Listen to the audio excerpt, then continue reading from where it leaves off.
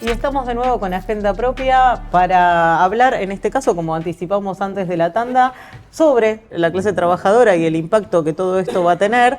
Y para eso estamos con Ricardo Peidro, que es secretario adjunto de la CTA Autónoma. Muchas gracias, Ricardo, por estar con nosotros. Y la CTA fue una de las centrales convocantes al último paro, que más allá de que además tuvo una amplia convocatoria, tuvo una aceptación muy grande dentro de la población, incluso dentro de la población que no pudo adherirse al paro porque no estaba sindicalizada, porque está dentro del sector informal, un sector informal enorme, que es el que más está sintiendo la crisis. ¿Cómo vivieron el paro? ¿Cuál es la evaluación que hicieron? No, tal cual lo planteás, ¿no? El paro tuvo una aceptación, cuestión que tiempo atrás, a pesar que nosotros habíamos convocado a paro, habíamos hecho otros paros, movilización por parte de la CTA, pero nos dábamos cuenta que en las reuniones, en los lugares de trabajo, que no, ya sea a través del miedo o ese hay que esperar en los anteriores de algunos sectores, era totalmente contrario, ¿no? En los lugares de trabajo, estoy hablando por ahí del sector privado formal, del cual yo formo parte de mi sindicato de base, que impulsaban, no, esto no se puede resistir, cosa que no lo vimos en los paros anteriores, había que hacer un esfuerzo mayor. Y después, tal cual lo estás planteando, los sectores informales, porque muchas veces te dicen que el paro, claro, paran porque para el transporte, pero en realidad no para el transporte, como decimos siempre, paran los trabajadores y trabajadoras del... Sí, parece que los colectiveros y los transportistas tienen nada que ver con el trabajo, digamos. Se manejan solos. Son una especie de marcianos que hay, se manejan solos. Son robots. Sí, siempre me llamó la atención eso, claro, para el transporte, como si fuera, no le sacan la nafta, ¿viste? No sé qué. Le echó una goma. Claro, es así. Pero el tema de la informalidad provoca que esa informalidad también, que estás a merced del patrón de esa informalidad, a merced del patrón que si no vas a trabajar te rajan, te descuentan y en eso también te dicen no, la gente no va porque no tiene transporte, pero si tiene transporte, ese ítem que es la presión, el temor, cómo estás al servicio de esa informalidad, que estás todos los días, pero en un paro se nota mucho más, al servicio de las consecuencias que tiene parar. En ese marco fue muy importante el paro, muestra un clima que está cambiando a nivel social, a nivel de la clase, en toda su dimensión, como en la concepción que tenemos de clase trabajadora, así que fue muy positivo y con expectativa de organización en la acción conjunta con otros sectores, ¿no? No, y además, digo, tuvo la legalidad de haber sido convocado por las 3 centrales obreras, ¿no? Hubo, a veces, nosotros lo hemos mencionado acá, de parte de la CGT, hubo por un tiempo bastante largo una tregua con el gobierno, digamos, que parece que se rompió, una ¿no? Siesta, una siesta, se durmió una siesta. Bueno, parece haberse despertado, o al menos haber leído que de parte de los sectores trabajadores hay una necesidad de representación en la lucha. Sí, es así. Siempre planteamos, ¿no? Nosotros no somos los que dicen, le exigimos a otros que paren. Los tiempos de organización y los tiempos de convocar a un paro son de las organizaciones. Nosotros, por supuesto, fuimos críticos en estos tiempos, pero nosotros convocamos al paro parando con nuestras organizaciones, parando como CTA, convocamos a las movilizaciones, pero movilizando, no exigiéndole a otros, tratando de organizar.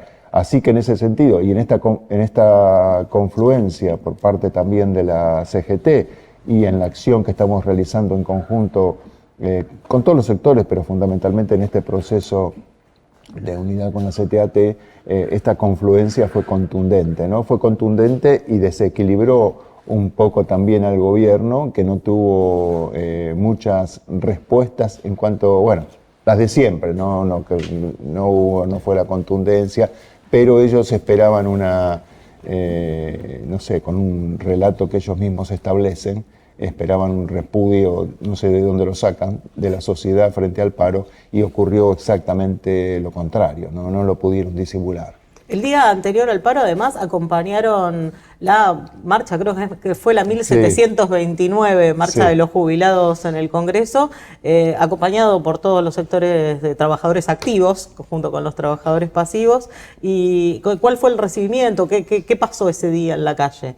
Sí, el tema de los jubilados también está en el ADN de nuestra CTA, ¿no? Porque fundacional, digamos. Fue fundacional. Hay muchas cosas que están en el ADN de nuestra CTA, el tema de derechos humanos, sí, el tema de analizar la clase trabajadora en toda su dimensión, en cuanto que se había agotado solamente de representar a los trabajadores formados de otro modo sindical, y el tema de los jubilados y jubiladas también es fundacional y está en el ADN de nuestra central. Y en los momentos de mayor contundencia de los planes liberales de la derecha, los jubilados se transforman también en una resistencia y en una señal de resistencia. Y se está viviendo en estos tiempos. La última movilización, que ya venía con algunos antecedentes de miércoles anteriores, también preanunciaba, nosotros decimos, preanunciaba lo que iba a ser el paro del otro día. Creo que fue un acierto haber convocado a esa movilización previo al paro, que en muchos casos se transformó en un paro de 36 horas, ¿no? Porque gremios que lo declararon concretamente, el paro de 36 horas, y otro en los hechos, ¿no? Porque en la movilización, nosotros en el caso nuestro, salieron a acompañar la movilización desde el miércoles por la tarde. Creo que fue la movilización más importante de acompañamiento a los jubilados en los últimos tiempos. No ha habido cosa similar en términos de masividad, y sí, efectivamente adelantaba la realidad del paro, que por supuesto tiene los problemas de la legalidad, ¿no? Porque digo, el tema de la CGT tiene mucho que ver con eso. Las dos CTA brindan un marco de legalidad, pero la legalidad completa se logra cuando la CGT también se incorpora, y el marco de legalidad supone la defensa del lugar de laburo para la gente, consecuentemente la capacidad de decidir si quiere parar o no. Ahora, lo que vuelve a demostrar el paro es la contundencia de la definición que en su momento tomó la CTA, como en todo caso planteaba Ricardo, respecto a que hay que organizar a los trabajadores en el sector de la informalidad, porque claramente es enorme esto. El tema de los transportes, en realidad que no haya transporte es algo que le da legalidad al trabajador informal para no ir a trabajar, es una justificación. El patrón tiene que ir a buscarlo si en todo caso quiere que vaya, ¿no? Sí. O pagarle el taxi o lo que fuere. Recordemos que, según el último número del INDEC, es el 42% del sector de los grandes conglomerados urbanos es informal. Sí, y eso no está contemplando los desocupados. Claro. Que es otra manera de informalidad. Sumás los desocupados, te vas a casi el 50% de la población laboral. ¿Tienen el número? Hacían referencia recién, digamos, que en el ADN de la conformación de la CTA estaba contemplar el trabajo, abarcar toda la esfera del trabajo, incluir a los... ¿Tienen el número de cuánto era la informalidad más o menos a vuelo de pájaro en aquel entonces? Que no era un fenómeno todavía... Cuando empieza la CTA a comienzos de los 90 era mucho menor que ahora. Sí tenías más desempleo. Sí tenías más desempleo. Sí, pero... Sí, pero igual yo te diría que sumando el desempleo estarías como 10 puntos menos que los que tenés ahora. Claro, y comenzaba, ¿no? Ese proceso cuando nosotros planteábamos... El contrato basura aparecía ahí. El contrato basura, y que la informalidad empezaba a ser parte cotidiana, o sea que no se veía tanto de la realidad de la clase trabajadora. De ahí que había un sector que no se podía representar porque era Vos ibas y te decía, bueno, bueno, te vamos a defender, te echaron, bueno, cuando vuelvas a aportar te volvemos a representar. Y ahora, dentro incluso es bueno recordar respecto a esto que todos los 90 estuvo recorrido por la propuesta de la flexibilización laboral, con la idea de que la reducción de las contribuciones patronales, que implicaba desfinanciar el sistema previsional, Cavallo, recordemos, la bajó en un 50% las contribuciones patronales, iba a producir una mayor formalidad por parte del empleo. Pasó todo lo contrario. Pasó todo lo y contrario. Ahora Exactamente. La informalidad ha crecido. Pero las frutillas de postre sería la reforma laboral de la Rúa con todo lo que supimos después de la Banelco, de las valijas, de la renuncia del vicepresidente, y tampoco mejoró la situación. Por supuesto, no. Y es importante en relación al acuerdo con el fondo. Una de las cosas que dice respecto a la reforma laboral es: terminemos con el costo del despido. Para resolver el tema de la informalidad, que no haya costo para el despido. Significa que no haya indemnizaciones. Exactamente. Bueno, ahora nos vamos a este pequeño separador y cuando volvemos vamos a hablar de todo esto.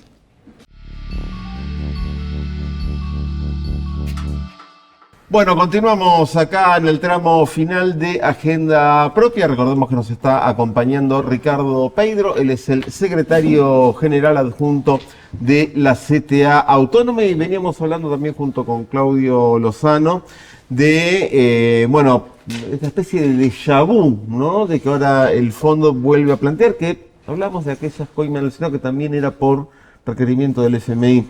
En aquel momento le llamamos flexibilización laboral, ahora le dicen reforma, porque esto de cambiar los términos es un uso y costumbre. Actualización también le dicen. Actualización, pero uno de los condicionamientos por parte del Fondo Monetario para este nuevo préstamo es una reforma laboral y una reforma previsional. ¿Qué implicaría eso para los trabajadores? Que además ya, como explicamos, la vienen pasando mal a lo largo de este año y medio. Sí, el tema de reforma laboral y el tema de bajar los costos de las patronales es simplemente, la historia lo dice, no crea empleo, y lo que hace es maximizar se dice, ¿no? Maximizar ganancias por parte de los grupos. Simplemente lo laboral siempre es un costo, como puede ser cualquier otra cuestión. El tema estábamos hablando, el tema de las indemnizaciones, que ya avanzaron mucho sobre eso, porque ya no pagan multa, es decir, no pagan multa antes la indemnización. Si a vos podías demostrar que habías trabajado parte, lo que se dice en negro o precariamente en la empresa, a vos te despedían. Ilegal. Ilegal. Podías demostrar que te habían tomado antes. Bueno, la empresa tenía que pagar multas, cosa que le han quitado las multas, el retraso en el pago. A vos te despiden, no te pagan la indemnización. Y te obligan a una negociación, porque si la pagan después, tenían una multa, ahora ya esas multas no están, o sea que ya de por sí, hoy por hoy, la bajan las indemnizaciones existen. Pero quieren avanzar todavía sobre eso, planteando prácticamente que va a crear más empleo si el que toma al trabajador, si lo despide, no tiene que pagar la indemnización. Eso, aparte de ser una cuestión que no podés, ningún trabajador ni trabajadora puede planear su vida, organizar tu vida frente a eso, rompe una historia con idas y vueltas de nuestra clase trabajadora y de nuestros derechos adquiridos, ¿no? Pero además no va en contra, con un trabajador que no puede planificar, que tiene que decir, si mañana me rajan, tengo que tener una platita guardada para poder hacerle frente a ese desempleo. Entonces va a dejar de gastar en otras cosas, que por él va a dejar de gastar en esa gente. Va en contra del círculo virtuoso de consumo. Somete al trabajador a una situación de inestabilidad permanente. La lógica de la flexibilización es transformar al trabajador en lo mismo que una materia prima que se compra en función del ciclo de producción. Macri lo blanqueó en su momento, dijo que era un costo más el trabajo. Claro que no, pero el tema es que es un costo que tiene que poder eliminarse en el momento en que la actividad se modifica y consecuentemente tiene que ser despedido sin costo. Entonces lo que se pretende es que sea, en términos económicos, sería en lugar de un costo fijo, un costo variable, ¿no? Que quiere decir que el trabajador lo incorporás o lo sacás de acuerdo al nivel de actividad económica. El riesgo de la actividad económica se le traslada completamente al trabajador. Y en ese ingreso o salida no hay costo de ninguna naturaleza. Ese es el objetivo clave. Con lo cual, en la práctica, el trabajador es una suerte de asalariado interino, ¿no? Que va y viene de acuerdo a los niveles que la actividad económica tenga. Eso es lo que el Fondo Monetario pretende. Eso es lo que el Fondo Monetario pretende. En el marco de las tres claves de la reforma, que es reforma laboral, reforma previsional y reforma impositiva.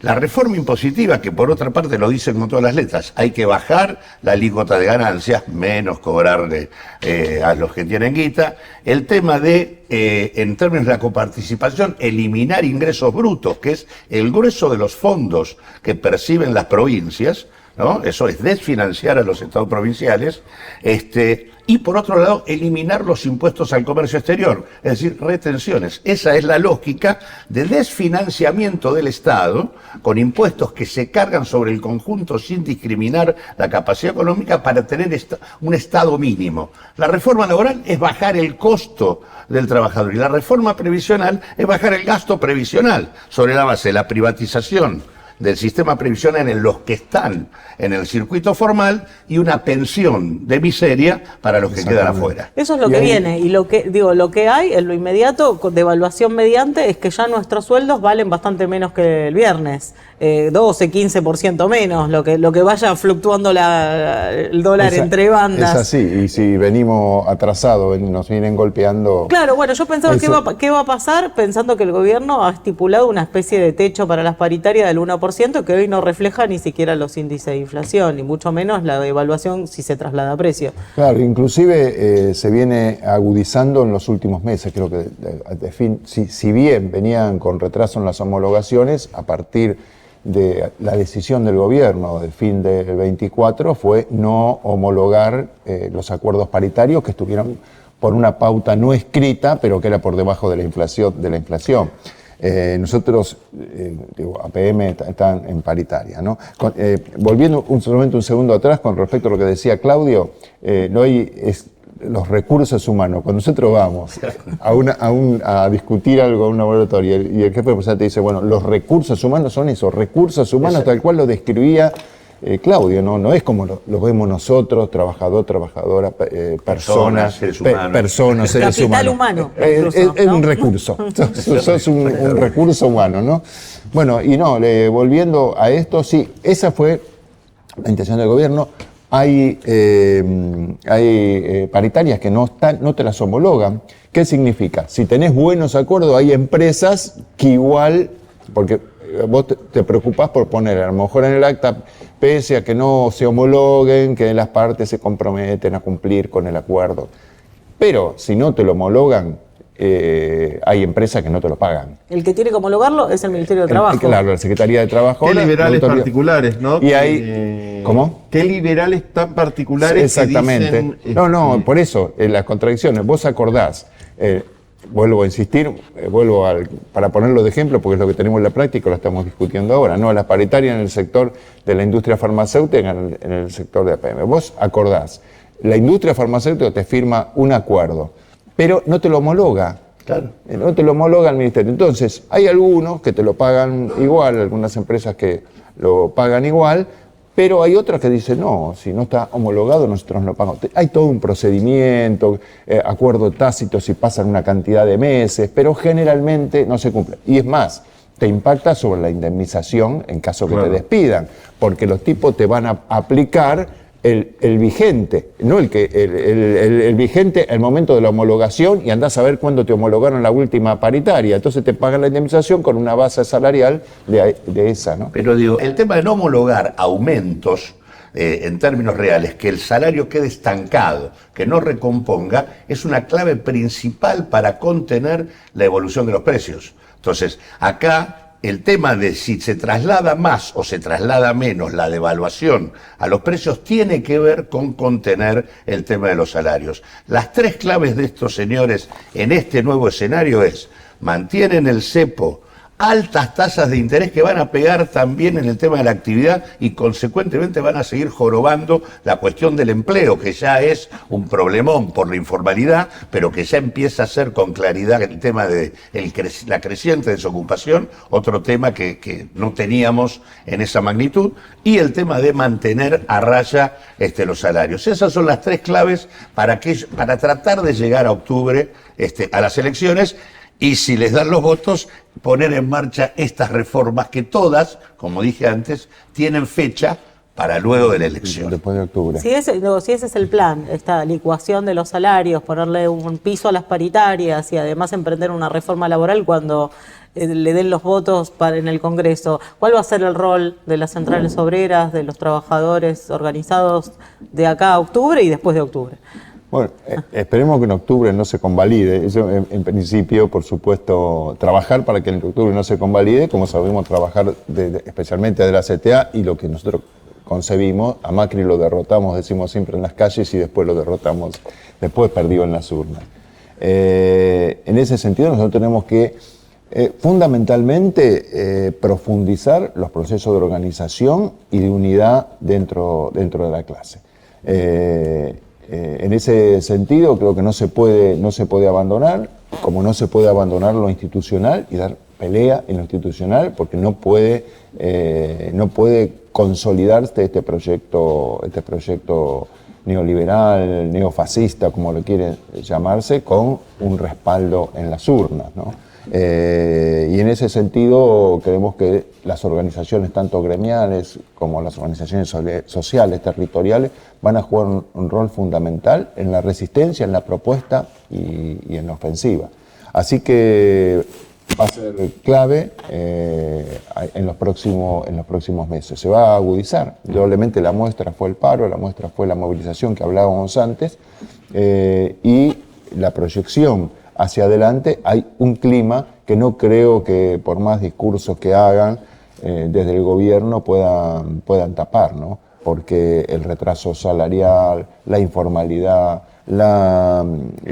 cada vez más compañeros y compañeras en situación de calle, y que no ahora son sectores vulnerables, pero hoy, como decimos siempre, hoy tener trabajo, que antes significaba no ser pobre, hoy tener trabajo no significa también estar en la pobreza o hasta en la indigencia. Así que en este clima nosotros estamos en condiciones de cómo se está produciendo y el clima social, cómo lo venimos viendo, y de que no puedan consolidar este modelo y avanzar. Por supuesto, no es que esto está escrito, no es una cuestión natural, tenemos que trabajar para eso, como para derrotarlo en las urnas, pero también esto es un trabajo de todos los días, ¿no? ¿De qué manera? Sí, perdón. No, digo que hay un malestar creciente, y creo que el tema de que haya pasado lo que pasó con la venida del secretario del Tesoro, el tema de que se haya roto la ilusión que le vendían a la gente de que el dólar no se movía y por lo tanto la inflación seguía bajando, me parece que era lo único que le quedaba al gobierno, en realidad, en términos de sostén, y el sostén de la ilusión de que algo podía ser mejor para adelante. Y acá vamos a un escenario donde de acá a octubre los niveles de actividad económica van a ser peores.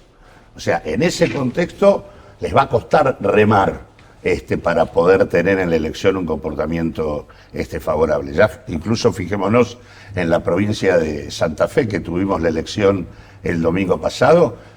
Puyaro, que es parte de toda esta historia, perdió 20 puntos en la elección. Y la participación fue más del 40% de la población electoral no fue a votar.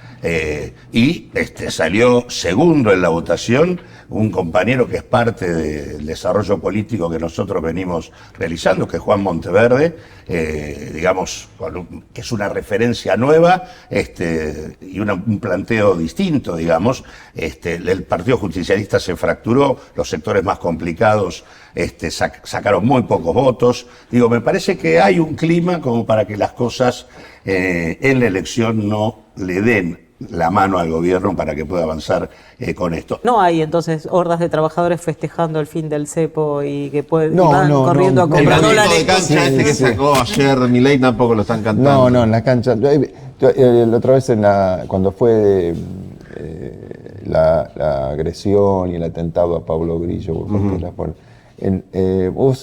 los climas empezás a vivirlos en las canchas, ¿no? Gracias, Entonces estábamos en la cancha de Lanús y después de mucho tiempo se empezó a escuchar y claramente Andate Bullrich te parió, y se empezó a escuchar en la cancha. Fue una emoción increíble porque hacía rato que no se escuchaba en las canchas tan claramente un repudio.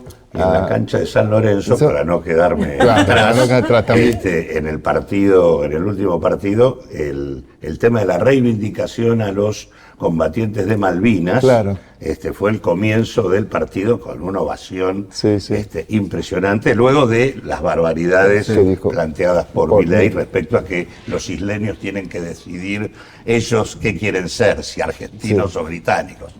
Sí, hay un clima, yo creo que no se quieren imponer un clima de época ellos y hay un clima de época que se está creando que es totalmente opuesto. Eso nos da esperanza y todo lo que estuvimos viendo ahora, el paro, las movilizaciones, todo, pese a los bajones que nos quieren imponer, somos optimistas en cuanto que más temprano que tarde va a haber. Bueno, siempre le dejamos el mensaje optimista a Cachorro. Hiciste muy bien su trabajo. Mirá vos. Agreguemos un lema frente a todo lo que ocurre, que es, recordemos, las deudas se pagan, las estafas no. Exactamente, esa es muy buena. ¿Nos vamos con esto? Con esto nos vamos. Bueno, esto fue otro programa más de Agenda Propia. Nos volvemos a ver el próximo martes a las 17 en Somos, aquí, en Agenda Propia.